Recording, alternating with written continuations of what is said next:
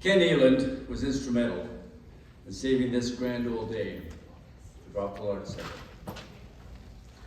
In 1959-60, following the closing of the Movie House Regent Theatre, the Loblaw Company expressed interest to the city in buying the property. Ken Eland approached the city trying to stop the sale and save the building. Council couldn't or wouldn't decide, and a plebiscite, a vote by the citizens, overwhelmingly saved this house. Ken managed and revitalized the Brockville Civic Auditorium, as it was known.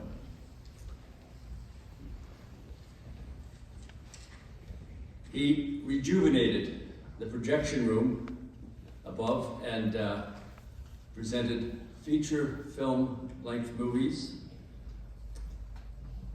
And in the 1960s, the Brockville Theatre Guild, here in this building, hosted the Dominion Drama Festival.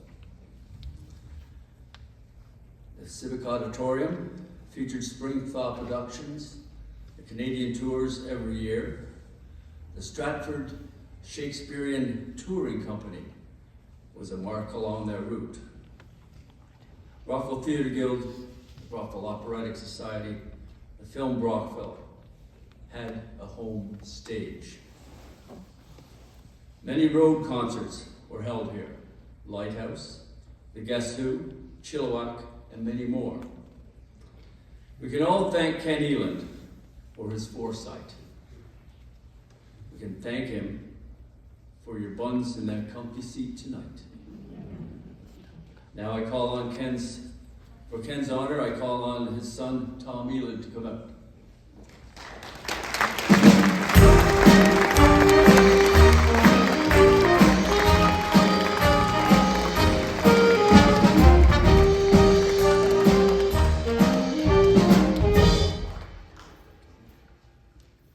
This is a great honor to receive on behalf of my dad, who is looking down, from above and definitely smiling.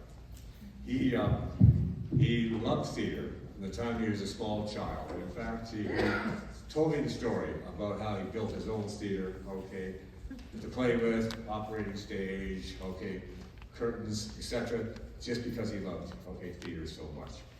He had a wonderful opportunity too, when he was at Queen's University studying, electrical engineering.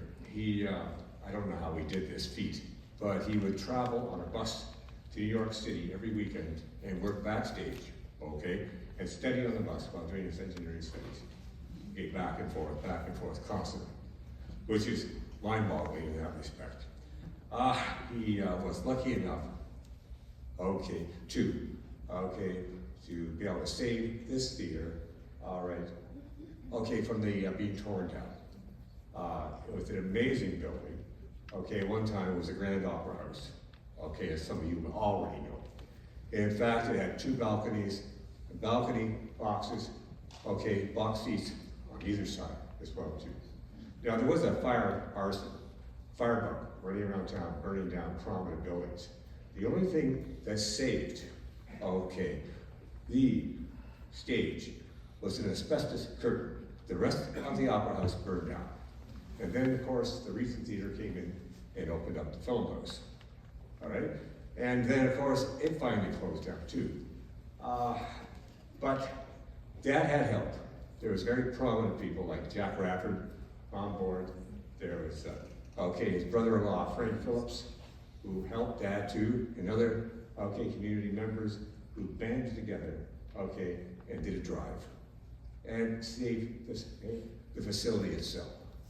Now, after that particular time, there were some really interesting shows that took place in this building.